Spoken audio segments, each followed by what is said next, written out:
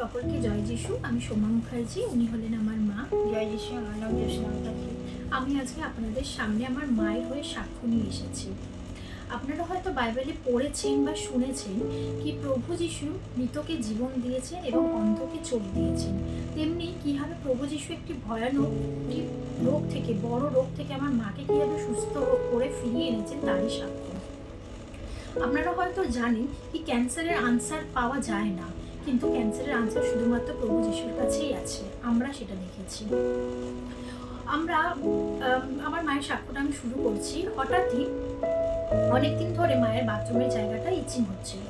তো হবার পরে একদিন হঠাৎই আমি রাত্রেবেলা দেখি যখন এই জায়গাটা পুরো সাদা হয়ে গেছে। তো তখন আমি মাকে নিয়ে ডক্টরের কাছে নিয়ে যাই। এবার যখন ডক্টরের কাছে যাই তো ডক্টর বললেন কি যে হয়তো ইনফেকশন হতে পারে, তো আমি ওষুধ দিচ্ছি। এমনি করে একটা জায়গায় 3টে 4টে 5টাও ডক্টর আমরা চেঞ্জ করলাম। তারপর লাস্ট ডক্টর যে ছিলেন উনি বললেন আমার মনে হচ্ছে জিনিসটা একটু বাড়াবাড়ির দিকে এগিয়ে গেছে, কেন কি কোনো জিনিসই ঠিক হচ্ছে না, তো আপনি একটা কাজ করুন, ওনার একটা বায়োপসি করান। তো আমরা কি করলাম, একটা বায়োপসি করালাম। তো বায়োপসি রিপোর্ট এলো কি মায়ের 2nd স্টেজ ভালভা ক্যান্সার ধরা পড়েছে। তো সেই সময় যেমনি সবাই চিন্তিত হয়ে পড়ে, আমরাও চিন্তিত হয়ে পড়লাম। এবং সেই সময় প্রচণ্ড কান্নাকাটি ঘরে শুরু হয়ে গেছে, কি জানি না কি হবে। যখন নিজের বাড়ির লোকেরাও অনেকে জানতে পারলো এই ব্যাপারটা, তখন সকলে বলতে লাগলো কি আচ্ছা ক্যান্সার হয়েছে, মনে হয় উনি বাঁচতে পারবেন না, বা হয়তো রেডিয়েশন নিতে পারবে না, কেমো নিতে পারবে না, কেমো নিলে অনেক জ্বালা করে জায়গাটা। এবং আমার এই পরিবারের এই নিয়েছে, ওই পরিবারের ওই নিয়েছে, আমার জানাশোনা একজন নিয়েছে, যাদের এটা হয়েছিল তারা নিতে পারেনি, তারা 1 বছর বেঁচেছে, 2 বছর বেঁচেছে, এমনি করে অনেকে অনেক কথা আমাকে বলতে লাগলো। এবং সেই সময় যখন বাইবেল পড়ছি আমি, তখন বারবার একটাই বাক্য আসছিল, যেটা হচ্ছে তুমি তোমার সকল চিন্তার ভার আমার উপরে দাও, কারণ আমি তোমার জন্য চিন্তা করি। ঠিক তাই আমরা আমার সকল চিন্তা তার উপরে দিলাম এবং আমরা বললাম ঠিক আছে, কোনো ব্যাপার না, যদি এটা হয়েওছে আমি জানি প্রভু যিশু আমাদেরকে এখান থেকে বার করবে। এবং যদি হয়েও থাকে আমরা জানি আমাদের হয়তো অনেক বাধা বিপত্তি আসতে পারে, কিন্তু সেই বাধা বিপত্তি থেকে উনি আমাদেরকে বার করবেন। আমরা আমাদের সকল চিন্তা তার উপরে রাখলাম এবং নিজে একদম মনোবলকে একদম ভালো করলাম কি না ঠিক আছে, কোনো ব্যাপার না, আমরা স্টার্ট করি ট্রিটমেন্ট, মা সুস্থ হবে বলে আমরা বেরিয়ে গেলাম মাকে ট্রিটমেন্ট করানোর জন্য। এবং সেই সময় তবু মনের মধ্যে একটা কথা ছিল কি হয়তো এত লোকের মধ্যে হয়তো মায়েরই হয়েছে, বা পুরো হয়তো কলকাতাতেই হয়তো ওনারই হয়েছে, বা আরো 1-2 জনের হতে পারে। যখন আমি হসপিটালে গেলাম, চিত্তরঞ্জন ক্যান্সার হসপিটালে মাকে নিয়ে গেলাম, যখন নিয়ে গেলাম তখন দেখি মায়ের মতো এমনি কত মানুষ, প্রায় 1000-2000 মানুষ ওখানে এসেছে ট্রিটমেন্টের জন্য বাইরে বাইরে থেকে। তখন আমি দেখলাম আচ্ছা না, মায়ের একান্ন, হয়তো মায়ের মতো কত মানুষের এই রোগটা হয়েছে। হয়তো আমরা হয়তো জানি প্রভুকে, কিন্তু তারা জানেন না। আমরা গেলাম, প্রার্থনা করলাম, মায়ের ট্রিটমেন্ট শুরু করছি, আজ থেকে ট্রিটমেন্ট স্টার্ট হবে। তো ডক্টরের কাছে গেলাম, ডক্টর বললেন কি মায়ের একটা বড় সার্জারি হবে এবং কিছু রেডিয়েশন, কিছু কেমো নিতে হবে। প্রথমে আমাদের সার্জারিটা হলো, সার্জারি হবার 1-1.5 মাস পরে বললো ওরা কি যে ঠিক আছে সার্জারিটা ভালো হয়েছে, সাকসেসফুল হয়েছে, এবার রেডিয়েশন দিতে হবে। তো তারপরে সেই সময় আরেকজন ডক্টর এলেন, উনি এসে বললেন কি তোমার মায়ের যা শরীর, তোমার কেন কি ওই সময় মায়ের ওজন ছিল 34 কেজি। তো মাকে দেখে বললেন কি যে তোমার মায়ের যা শরীর, আমার মনে হচ্ছে না উনি নিতে পারবে, বা অনেক সময় এটাও হতে পারে কি নিতে নিতে কেউ মাঝখানে পথে ছেড়ে দেয়, নিতে পারে না। তো ওই জন্য তুমি একটা কাজ করো, তোমার বাড়িটা তো অনেকটা দূর, 1-1.5 ঘন্টার রাস্তা, তো তোমরা হসপিটালের সামনেই কোনো হোটেল নিয়ে নাও বা কোনো জায়গা নিয়ে নাও ছোটো মোটো, ওখানেই তুমি ঠাকুর থেকে ট্রিটমেন্টটা স্টার্ট করো।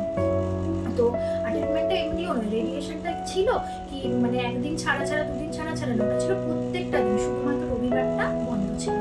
তো মাকে আমি বললাম, তো মা বললো না আমি প্রভুর উপরে বিশ্বাস করি, আমরা প্রার্থনা করব, আমি ঠিক রোজ যেতেও পারবো, রোজ আসতেও পারবো। আমরা রোজ প্রার্থনা করলাম, রোজ প্রার্থনা করে মাকে নিয়ে গেলাম। মায়ের ট্রিটমেন্ট চালু হলো, রেডিয়েশন 30টা রেডিয়েশন নিল, পুরো 30টা রেডিয়েশন কমপ্লিট করলো, তার সাথে 5টা কেমো নিল। এবং মা প্রত্যেকটা কেমো, প্রত্যেকটা রেডিয়েশন নেবার পরে উনি সুস্থ ছিলেন।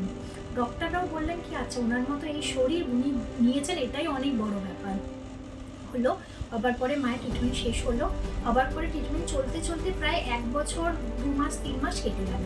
তারপরে আমরা ভাবলাম হয়তো এরপরে হয়তো উনি কোনো ওষুধ দেবে বা আরও কিছু চলবে, কিন্তু না, ডক্টর বললেন কি না উনি একদম পুরোপুরি এখন সুস্থ আছে, তোমাকে কোনো ওষুধ নেবার দরকার নেই, তুমি এমনি আসো, শুধু প্রত্যেক 3 মাস 6 মাস অন্তর অন্তর তোমার চেক আপ চলবে।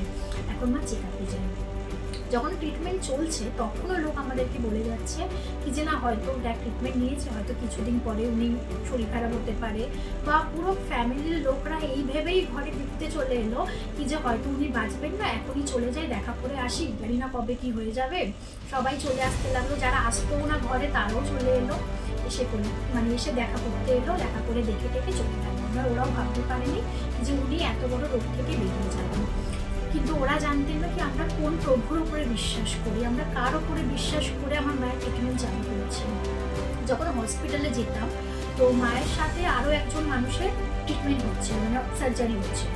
তো সার্জারি হবার 3-4 দিন পরে মা যখন হাঁটতে লাগলো তখন ডক্টর এসে বললেন কি যে আপনি হাঁটছেন, মানে আমি প্রথমবার কোনো পেশেন্টকে দেখলাম কি যারা 2-3 দিন পরে এত ভালোভাবে হাঁটার এত তাড়াতাড়ি রিকভার হচ্ছেন। উনি জানতেন না কি আমরা কার উপরে প্রার্থনা করে যাচ্ছি, কি করছি। যখন প্রত্যেকটা মানুষ আমাদেরকে দুঃখজনক কথা বলছিল তখন শুধুমাত্র বাইবেলের ভার্স ছিল যেটা আমাদের মনের মধ্যে এত শক্তি জুগিয়েছে কি যে আমরা যেন এই সময়টা কীভাবে আমরা অতিক্রম করব সেটা আমরা বাইবেলের বাক্য থেকে পেয়েছি। যখন ট্রিটমেন্ট চলছে তখন আমাদের church assembly of God church শ্যামবাজারের, তো ওখানে আমাদের প্রত্যেকটা মেম্বার, ওখানকার চার্চের প্রত্যেকটা মেম্বার মায়ের জন্য প্রার্থনা করেছে। আমাদের যে পাস্টার আছেন উনি প্রত্যেকটা দিন, এমনিও নয় কি 2-3 দিন ছাড়া উনি প্রত্যেকটা দিন আমাকে ফোন করতেন, ফোন করে বলতেন কি যে কেমন আছে। উনি প্রত্যেকটা দিন মাকে ফোনে রেখে আমাদের জন্য প্রার্থনা করতেন, মায়ের জন্য প্রার্থনা করতেন।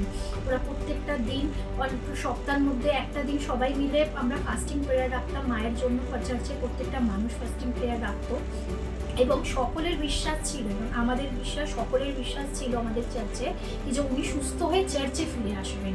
এবং 2021 থেকে 2022 অবধি ট্রিটমেন্ট চলে। আজকে 2024 সাল, আজকে 2 বছর হয়ে গেছে। মাকে না কোনো ওষুধ খেতে হয়, না কোনো কিছু প্রবলেম হয়।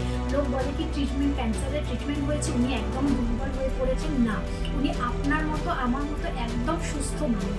আজকে যেমনি আপনি আমি আছি এমনি উনি মানুষ। ওনাকে কেউ বলবে না কি উনি ক্যান্সার পেশেন্ট। আজকে উনি সুস্থ হয়ে দাঁড়িয়েছেন শুধুমাত্র ঈশ্বরের জন্য। প্রভুকে ধন্যবাদ জানান কি আমাদেরকে উনি বেছেছেন, কি আজকে যে আমি টেস্টিমনি দিতে পারছি। হয়তো প্রভু আমাদের প্রত্যেকটা মানুষকে চুজ করে। কেউ হয়তো ভালো বাক্য বলে, কেউ হয়তো ভালো প্রার্থনা করে, আবার কোনো মানুষকে তিনি বাছেন কি যে তার হয়ে সাক্ষ্য দিতে। আজকে আমার মাকে উনি বেছেছেন কি এই টেস্টিমনিটা হবার জন্য।